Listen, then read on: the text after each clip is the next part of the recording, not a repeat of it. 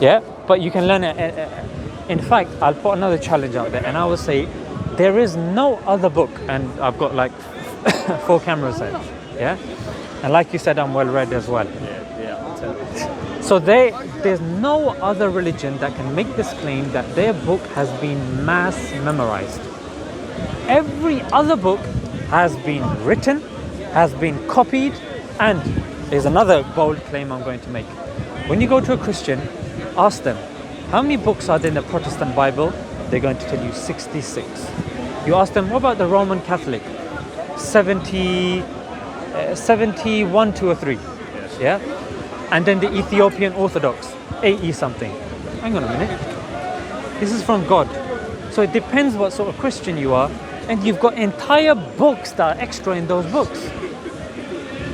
I'm sorry, but this isn't convincing to me as an agnostic that's looking into religion. Because you've got entire, like there's one in which there's 7, 8 books missing. Now you're telling me this is from God. Why can't he preserve this? Now you say, okay, what about you? I'll tell you. There's certain sects within Islam. Sunni, Shia, this, that. Liam, all of them. There'll be dispute about other things. When it comes to the Quran, every single Muslim believes in the same Quran. And there are manuscripts. And I'm moving on to the next claim now. Jesus can't claim this. Moses can't claim this. Socrates can't claim this. Islam is the only religion that can track the Quran, the manuscripts of the Quran, to the person that claims it was revealed to. There's no manuscript that we have today on this planet that is traced to the time of Jesus, that's traced to the time of Moses, but we do have, in fact, it's not in some Arab country, it's in this country, Liam. Birmingham University has one of the oldest manuscripts of the Quran. Birmingham, and it was discovered 4 or 5 years ago. The other old ones are, there's one manuscript called the Topkapi. Yeah, this is in Turkey, and there's others. Some are in Samarkand in Uzbekistan, yeah, or one of these stans, like one of these old Soviet places. So this is the third claim. We have manuscripts, Liam, that are tracing back to that time. But when it comes to Jesus and Moses, you don't have people. Now listen to me carefully. You don't have people of independent other religions that can verify their existence. Now obviously as a Muslim we accept Moses existed, Jesus existed because it's in the Quran. However, if you're going for manuscripts that can be dated and carbon dated, you know, for you to tell, carbon, exactly. It can only be done for the Prophet. There are 3 sources. Yeah, if you want, I can tell you exactly the names of those sources as well, but they sound a bit funny. Yeah? You want me to tell you the name of the 3 independent non-Muslim sources that verify that the Prophet existed in the 7th century? All right. The first one is the Nestorian Chronicle.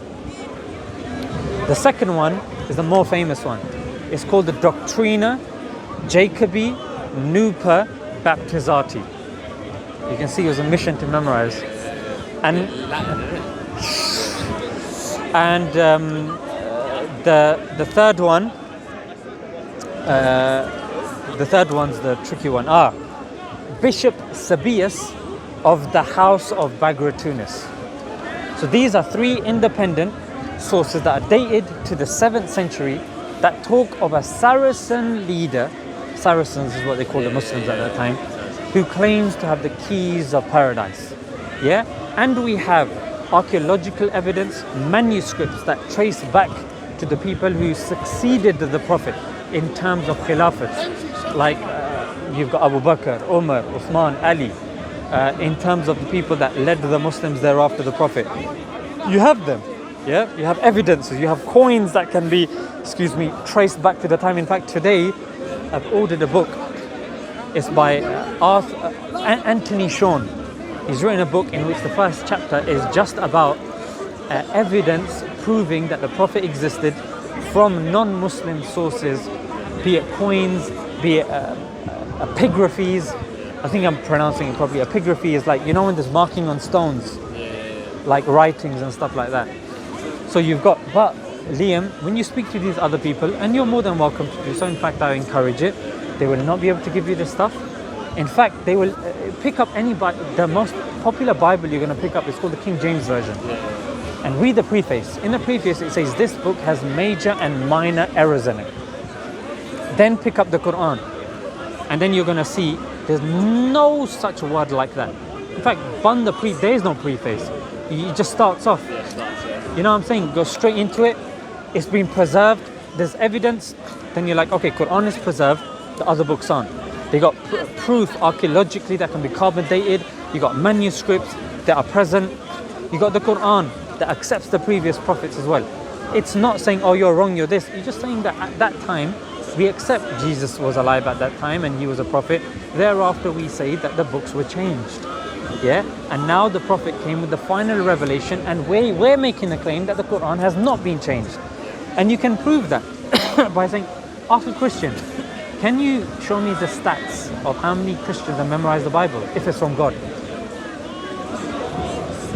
Try it with the Jews. Try it with Zoroastrians. Try it with the Jains. Try it with the Sikhs. Yeah? Because I'm making the claim. Yeah? And then you go to him, you're like, I heard this from some Muslim, I forgot her name, he was talking about independency as whatever, but you guys make your claim. And Liam, watch, you're not going to hear these claims. In fact, I speak to Christians here.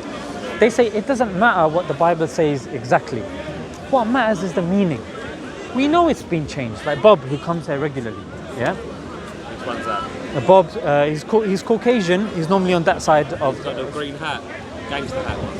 No. He's Caucasian. He's a bit large and he speaks very loudly. Yeah, that was it. He had like a top hat. Okay. Yeah, I think that was it. Yeah, okay. Yeah. I did see him. Yeah. So he seemed like he was talking a bit nonsense, to be fair. He was saying stuff like, yeah, I accept the Bible's been changed, but it doesn't really matter if the Bible's been changed. What matters is the meaning of the Bible, and that's preserved. Yeah. But then, you know what, Liam, I would then ask you this, and ask any Christian. I was speaking to a brother as well. I was saying, and you can verify everything I'm saying. It's recorded. It's going to be on YouTube when you go home probably as well. Yeah, so you can watch it back. Jesus spoke Aramaic. The New Testament's written in Greek. We're reading in English. Aramaic, Greek, English. Okay, what about you, Muslim? What are you saying, mate? All right, I'm saying the Prophet spoke Arabic. The Quran's in Arabic. We read it in Arabic. Yeah, we read the translation, but we read it in Arabic primarily. All right, cool. Translation. What about translation? Yeah, just Arabic to English, but Aramaic is not. Have you heard anybody saying, yeah, man's learning French, Spanish, man's doing a bit of Aramaic on the side? Yeah. You heard anyone say that? Never even heard of it before. You know what I'm saying? Yeah. But Jesus spoke Aramaic. Yeah. And Hebrew. Yeah. So the thing is, Arabic is one of the top 5 languages. It's a live language. Yeah. So surely, if a language is being claimed that the final testament is written, then show me the language. Okay, you got the Middle East that's speaking that language. It's a live language. You can do it. Let's study in SOAS universities here, Birmingham University. You can study even in A levels if you want to study it. No problem. Who's studying Aramaic? Who's studying Hebrew? It's not. Even Hebrew, the Old Testament is written in Hebrew. Okay, no problem. Okay, fair enough. So the Quran, you're saying, is revealed by the Prophet. Sorry, is revealed by God, and then at the time of the Prophet, it was compiled. All right. Isn't the same for Bible? No Christian makes that claim. In fact, the Bible, if you pick up any Bible, book of Matthew, Mark, Luke, and John, the 4 books, the 4 Gospels. Who are these people? Yeah, they came.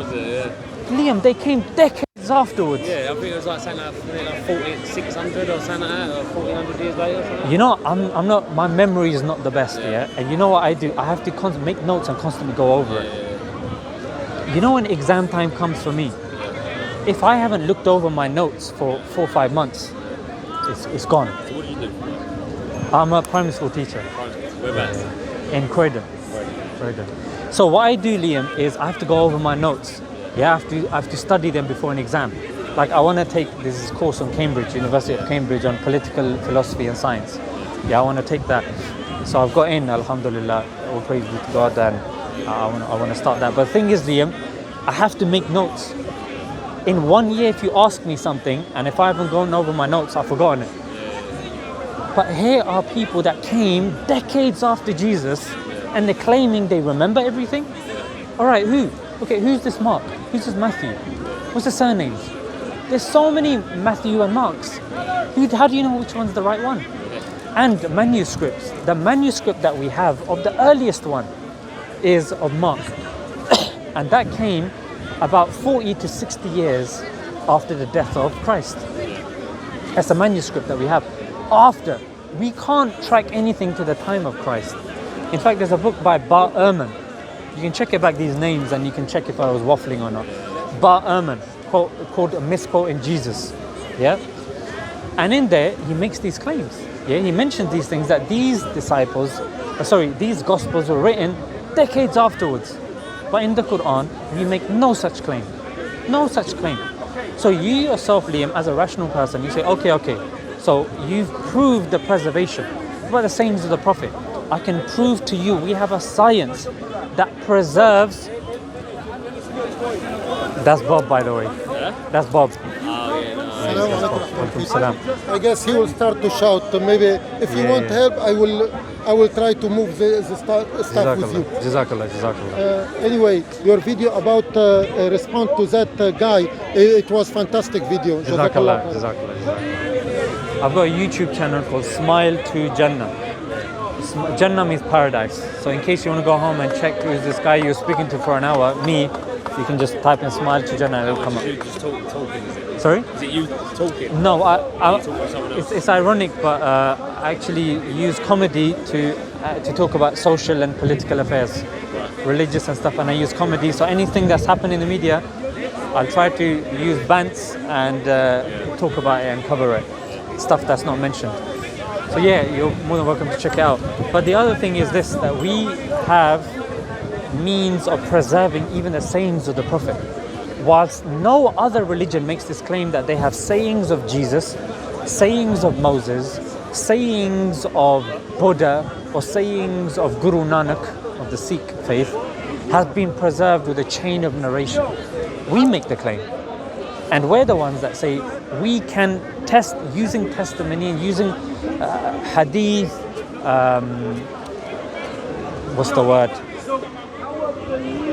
using the science of criticizing hadith chains, the sayings of the Prophet, in other words, yeah, the chains of narration. Yeah, we're making this claim. And my final thing is this: prophecies. How do you know that the Prophet, peace be upon him, was the correct prophet? Look at the prophecies. Now, for you, naturally, the pushback should be, what about Jesus? I would say there are certain prophecies that Jesus has made, even the Christians say it's not true, it's false. Yeah? We will not say that for any prophecy that Muhammad made. In fact, you can go home, there's a book called Forbidden Prophecies by Abu Zakaria. You can search it up and it mentions main prophecies of the Prophet. They came true and they are coming true. And I'll give you some examples also. Have you heard of Nostradamus? The one, you know, who said 2012 is the last year and movie came out and stuff. He made prophecies. Many came fake. Yeah, many came, they were rebutted. Yeah, they did come true. So you got Nostradamus, you got the Mayans. Are you familiar with the Mayans? Yeah. They made many prophecies. Joseph Smith, Mormonism, the founder of Mormonism and the likes. So Liam, what we noticed here, if you look at their prophecies, they were, number one, very vague, and number two, you could rationally make out logically that they would come true. However, the Prophet's prophecies, if you look, they didn't rationally make sense. I'll give you an example. At that time, he made one prophecy. Yeah, he said that the barefooted, unclothed herdsmen will compete with each other to make the tallest buildings. You go, all right, who are the barefooted, unclothed Bedouins? What companion asked the Prophet? He goes, he goes, who are these people? He goes, the Bedouins. Yeah, the nomads of the desert. Yeah, you ever seen Lawrence Arabia? Yeah, exactly. So then you're like, but how are you gonna, how these poor uneducated people going to compete with the, clothes, yeah. you know what I'm saying? So now, if you look I think, if you look at the first building that's well known to us, it was the Makkah Clock Tower. Yeah, the Makkah Clock Tower, it stands at 600 meters. Then 2 years later, I'm sure you're familiar at this moment in time, it's the Burj Khalifa, standing at 800 meters. That's in Dubai. The first one in Saudi, second one in Dubai. Again, we're still in the desert. Now, the country that said we're gonna build a tower that is 1,000 meters, Saudi Arabia again, and they're calling it the Kingdom Tower. Yeah, I've seen it. It's like a weird looking thing, isn't it? Exactly. Like arrowhead. Exactly. So, again, this prophecy at that time, the two main empires were the Romans and the Persians. They're the ones that were the most technologically advanced. Logically, he could have said, to be on the safe side, could have said, yeah, one of those will. Or there were two types of Arabs, the Bedouins and the rich ones. He could have just said the rich ones. He deliberately went for the poor ones. That was one of the things. The other things that he prophesied was the turning of green of deserts. Yeah, and you see that in Dubai. Literally, it's become an oasis. It's become a civilization. In fact, it's become the hub that even the Western people go there as well. And like that, the point that I'm trying to say, Liam, is prophecies is a way of you looking at, okay, you got Mormonism, you got Judaism, you got Christianity, and you got Islam. Let's analyze the prophecies. Let's analyze the prophecies. Yeah, let's analyze the preservation of their books. Let's analyze the claims that they're making. And finally, Liam, let's look at how they are actually doing. Which religion talks about having a closer connection with God? Which religion is constantly being discussed in the media? Which religion is staying true to itself and logically makes sense?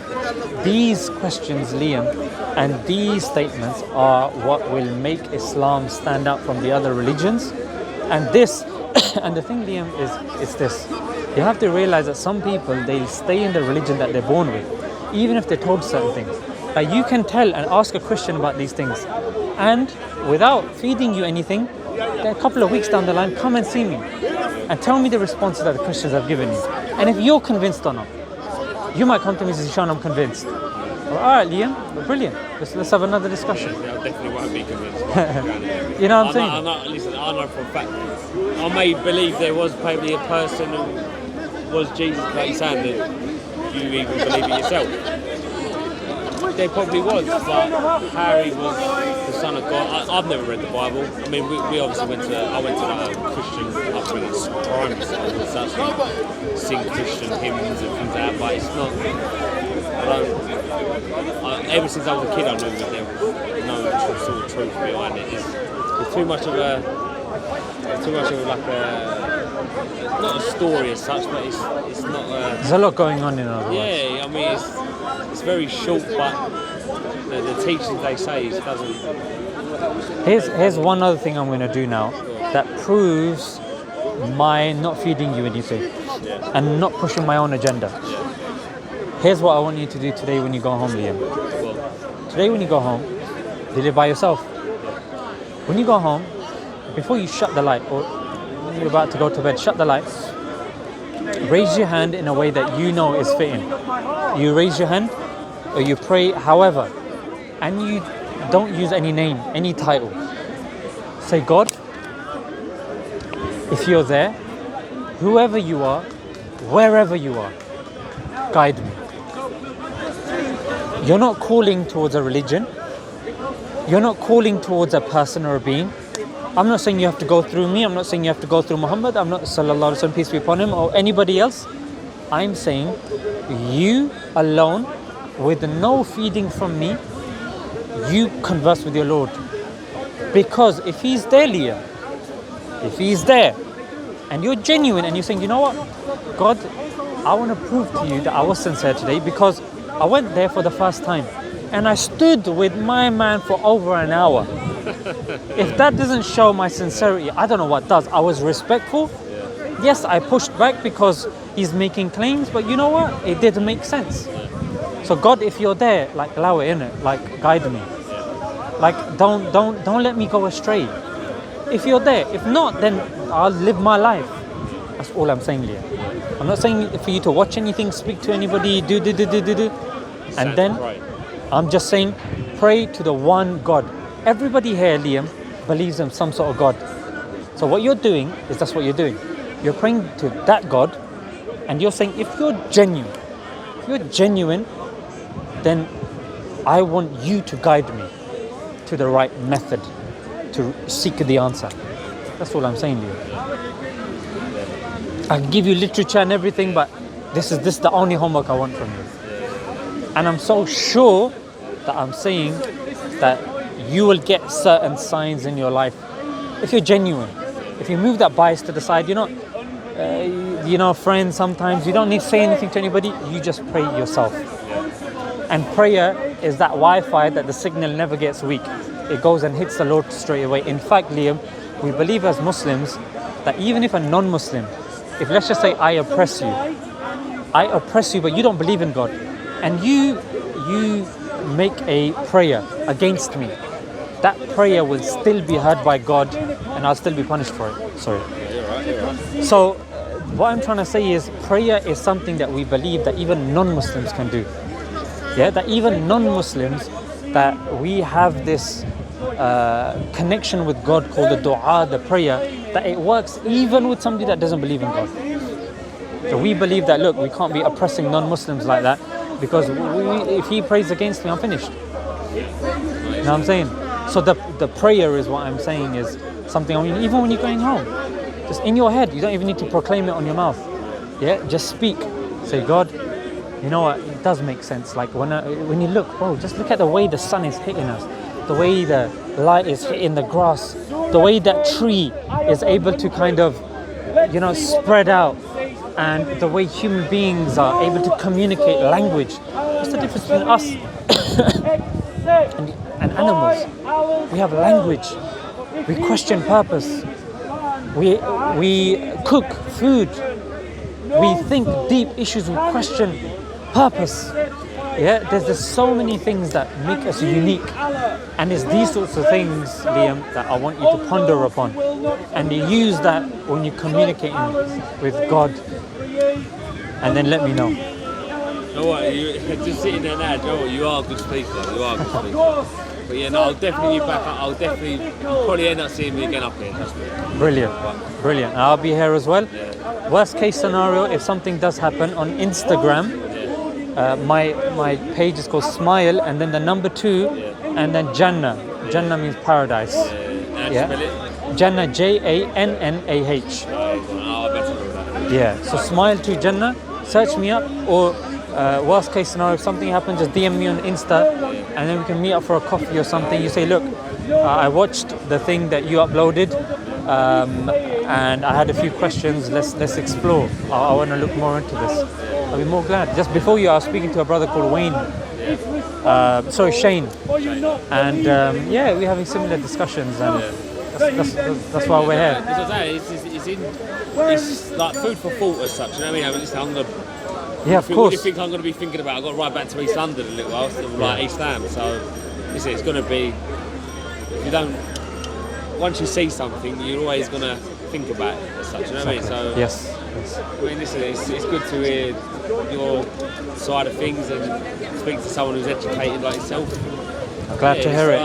It just gives you more sort of stuff to think about as such. You know what I mean? It's like the sort of points you made about the Quran and things like that. I'm not saying I'll change, I won't be religious in any way, but I'd say it's a good side to view something as such, you know, like to hear your beliefs, facts, and things like that, and then not just sort of apply it to a different way of thinking as such. You know what I mean? Not just think as the way I think, just sort of see it how you see it. As such, you know? Thank you for your time and patience as well, and your questions. No problem. But They were yeah, no, good it's also. mad. I'll definitely be up here again. Excellent. Hopefully I don't get collared for another hour by someone. I've got to ride back yet.